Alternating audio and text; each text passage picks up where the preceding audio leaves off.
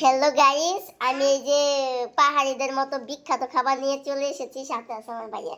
এই যে ও মরবো তারপর লেঙ্গুলা রাখবো কথা আছে না, ইন্দুর মরে তার লেঙ্গুলা রায়।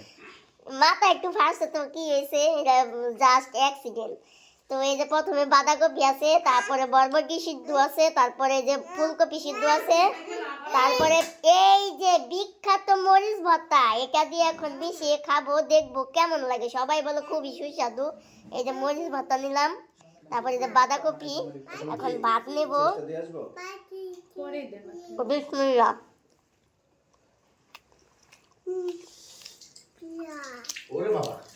যারা যারা খায় তারা রিভিউ দেয়, খুব স্বাদ, খুব স্বাদ। আমার কাছে অতটা স্বাদ লাগে নাই, আছে মোটামুটি আছে, খুব একটা মজা লাগে না আমার কাছে। আরেকবার খাইয়া দেখি, টেস্ট করি। মরিচ ভর্তা নিলাম, খুব স্বাদ, স্বাদের খেলা শেষ।